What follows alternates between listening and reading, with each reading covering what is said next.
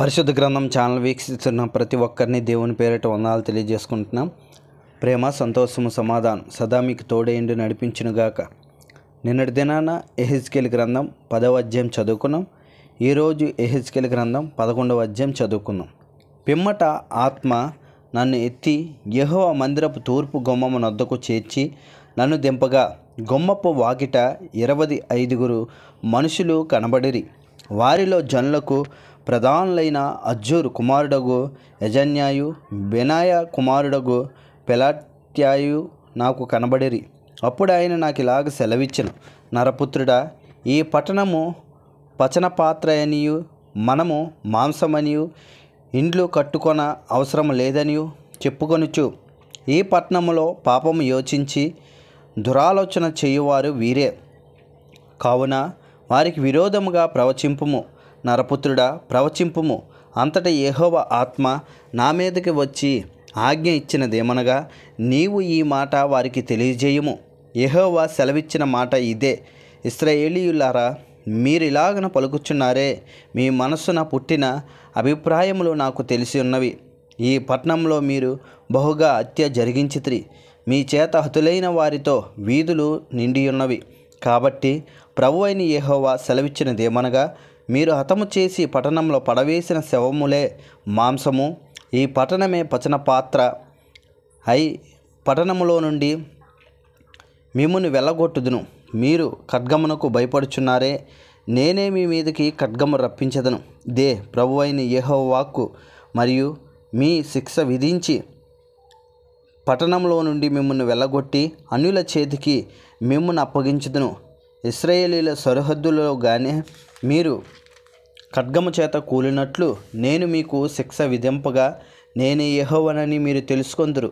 మీరు దాని మధ్య మాంసముగా వండినట్లు ఈ పట్టణము మీకు పచనపాత్రగా ఉండదు.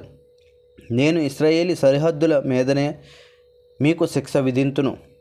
అప్పుడు మీ చుట్టూనున్న అన్ని జనులు విధులను ఆచరించుటకై మీరు ఎవని కట్టడాలను అనుసరింపక మానితురో, ఎవని విధులను ఆచరింపకపోతురో ఆ యెహోవానగు నేనే ఆయననని మీరు తెలుసుకొందురు. నేను ఆ ప్రకారము ప్రవచింపుచుండగా బెనాయ కుమారుడైన పెలాట్యా వచ్చెను. గనుక నేను సాష్టాంగపడి ఎలుగెత్తి, అయ్యో ప్రభువా యెహోవా, ఇశ్రాయేలీయుల శేషమును నీవు నిర్మూలము చేయుదువా అని మొర్రపెట్టి తిని. అప్పుడు యెహోవా వాక్కు నాకు ప్రత్యక్షమై ఇలాగ సెలవిచ్చెను, నరపుత్రుడా, యెరూషలేము పట్టణపు వారు ఈ దేశము మాకు స్వాస్థ్యముగా ఇయ్యబడెను. మీరు యెహోవాకు దూరస్తులుగా ఉండుడి అని వారితో చెప్పుచున్నారో, వారందరూ ఇశ్రాయేలీయులైన నీకు సాక్షాత్ బంధువులను నీ చేత బంధుత్వ ధర్మము అందవలసిన వారునై ఉన్నారు. కాబట్టి వారికి ఈ మాట ప్రకటింపుము. ప్రభువైన యెహోవా సెలవిచ్చినదేమనగా, దూరమునున్న అన్ని జనుల్లోనికి నేను వారిని తోలివేసినను, ఆయా దేశముల్లో వారిని చెదరగొట్టినను, వారు వెళ్ళిన ఆయా దేశములో కొంతకాలము నేను వారికి పరిశుద్ధాలయముగా ఉందును. కాగా నీవు ఈ మాట ప్రకటింపుము. ప్రభువైన యెహోవా సెలవిచ్చినదేమనగా, ఆయా జనముల మధ్య నుండి నేను మిమ్మల్ని సమకూర్చి మీరు చెదరగొట్టబడిన దేశంలో నుండి మిమ్మల్ని రప్పించి ఇశ్రాయేలు దేశమును మీ వశము చేసేదను. వారు అక్కడికి వచ్చి అక్కడ తాముంచి ఉన్న విగ్రహములను తీసివేసి తాము చేసి ఉన్న హేయక్రియలు చేయుట మానుదురు. వారు నా కట్టడాలను నా విధులను అనుసరించి గైకొనున్నట్లు నేను వారి శరీరంలో నుండి రాతి గుండెను తీసివేసి వారికి మాంసపు గుండె ఇచ్చి వారికి ఏక మనస్సు కలగజేసి వారి యందు నూతన ఆత్మ పుట్టింతును. అప్పుడు వారు నాకు జనులై యుందురు, నేను వారికి దేవుడినై యుందును. అయితే తమ విగ్రహములను అనుసరించుచు తాము చేయుచూ వచ్చిన హేయక్రియలను జరిగింప భూని వారి మీదకి తమ ప్రవర్తన ఫలము రప్పింతును. ఇదే ప్రభువైన యెహోవా వాక్కు. కెరూబులు తమ రెక్కలు చాచెను, చక్రములు వాటి ప్రక్క నుండెను. అంతలో ఇశ్రాయేలు దేవుని మహిమ వాటికి పైన ఉండెను మరియు తూర్పు దిశనున్న కొండపైగా నిలిచెను.